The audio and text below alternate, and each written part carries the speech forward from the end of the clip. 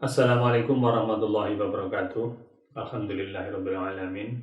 Kita lanjutkan lagi kajian kita tentang penjabaran Pancasila di dalam Undang-Undang Dasar 1945. Intinya bahwa ada hubungan antara pembukaan Undang-Undang Dasar 45 yang di dalamnya memuat sila-sila dalam Pancasila dengan pasal-pasal yang ada di dalam Undang-Undang Dasar 45. Karena itu seringkali hubungan itu disebut dengan hubungan kausal dan hubungan organis. Hubungan kausal mengandung pengertian bahwa pembukaan Undang-Undang Dasar Negara Republik Indonesia tahun 1945 merupakan satu penyebab keberadaan pasal-pasal dalam Undang-Undang Dasar 45. Penjabarannya adalah sebagai berikut. Sebagai contoh, pernyataan atas berkat rahmat Allah yang Maha Kuasa dalam pembukaan Undang-Undang Dasar 45 berarti isinya negara mengakui adanya Tuhan.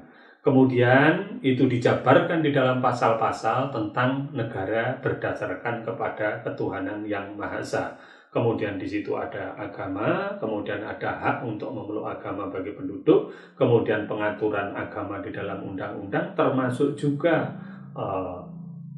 pengucapan sumpah atau janji presiden.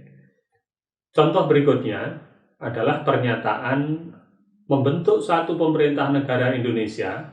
Ini ada di dalam pembukaan Undang-Undang Dasar 45. Kemudian di dalam pasal-pasal diatur tentang lembaga-lembaga negara dan juga pemerintahan, serta pejabat negara beserta mekanisme kerjanya. Kemudian, contoh berikutnya, ada satu pernyataan melindungi segenap bangsa Indonesia, kemudian diatur di dalam pasal-pasal itu tentang pertahanan, keamanan, bela negara, hak dan kewajiban penduduk. Begitu juga dengan memajukan kesejahteraan umum. Kemudian muncullah penjabaran di dalam pasal-pasal, yaitu pasal 34 dan pasal-pasal tentang hak asasi manusia.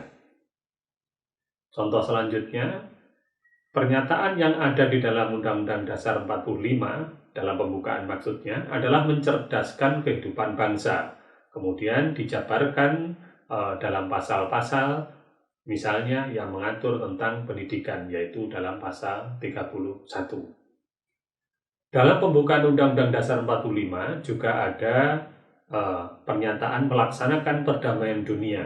Kemudian diatur di dalam pasal-pasal itu, misalnya tentang perang, tentang perdamaian, perjanjian, kemudian pengangkatan duta dan konsul. Kemudian dalam pembukaan Undang-Undang Dasar 45 ada pernyataan negara yang berdaulat. Kemudian dalam pasal-pasal diatur tentang kedaulatan ada di tangan rakyat, kemudian ada negara hukum, tentang pemilihan umum, pemilihan kepala daerah, kemudian juga tentang perubahan pasal-pasal dalam Undang-Undang Dasar 45. Baik, kita lanjutkan lagi yang kedua, yaitu hubungan organis. Hubungan organis menunjukkan bahwa antara pembukaan dan batang tubuh Undang-Undang Dasar 45, dalam konteks ini adalah pasal-pasal, itu merupakan satu kesatuan yang tidak dapat dipisahkan. Konsekuensinya, ketika akan menafsirkan isi pasal-pasal Undang-Undang Dasar 45, wajib merujuk pada isi dan substansi pembukaan Undang-Undang Dasar 1945. Dengan cara bagaimana? Dengan cara membuat satu penafsiran secara sistematis dan juga melakukan satu penafsiran yang bersifat menyeluruh dan juga mengaitkan antara satu kalimat dengan kalimat lain, satu alinea dengan alinea yang lain, dan bahkan diperlukan satu penafsiran dari sisi sejarah. Teknik penafsiran lain yang bisa digunakan adalah satu penafsiran hermeneutik dan juga penafsiran yang Verstehen. Misalnya, saat menafsirkan pemilihan anggota lembaga perwakilan, kemudian juga pada saat menafsirkan tentang pemilihan presiden dan wakil presiden, maka harus dikaitkan dengan kepentingan rakyat secara langsung. Karena itu, maka kemudian muncullah suatu konsep yang namanya negara berkedaulatan rakyat, yang kemudian dituangkan di dalam pasal 1 bahwa kedaulatan ada di tangan rakyat dan dilakukan berdasarkan Undang-Undang Dasar ini.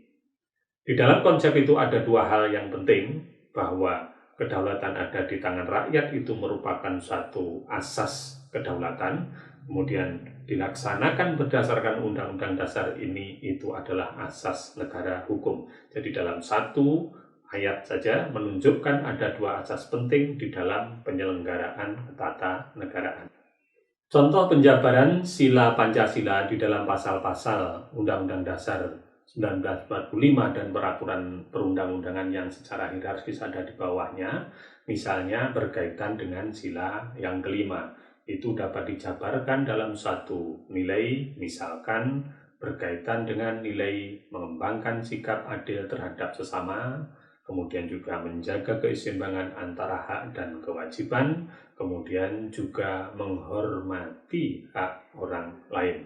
Yang kemudian dijabarkan dalam Undang-Undang Dasar 1945 di dalam pasal-pasal yang mengatur tentang hak asasi manusia, kewajiban dasar warga negara.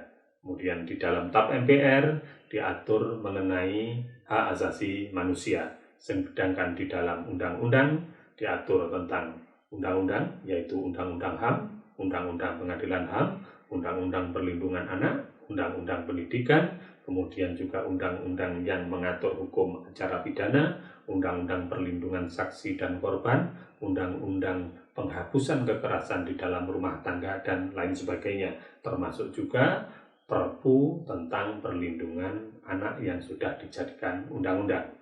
Kemudian dijabarkan lagi ketentuan tersebut di dalam peraturan pemerintah, misalnya tentang remisi, kemudian dijabarkan di dalam peraturan daerah tentang perlindungan perempuan rentan, dan juga pada peraturan menteri, peraturan gubernur, peraturan wali kota, sampai ke bawahnya pada peraturan desa.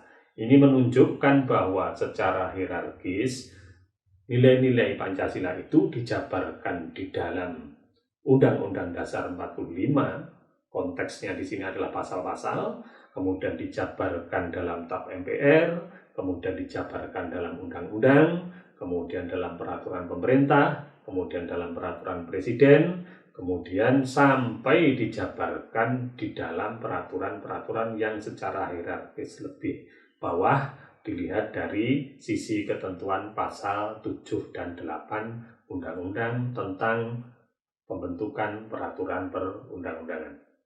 Nah, itu membuktikan ada satu penjabaran yang konkret. Mohon maaf, terima kasih. Assalamualaikum warahmatullahi wabarakatuh.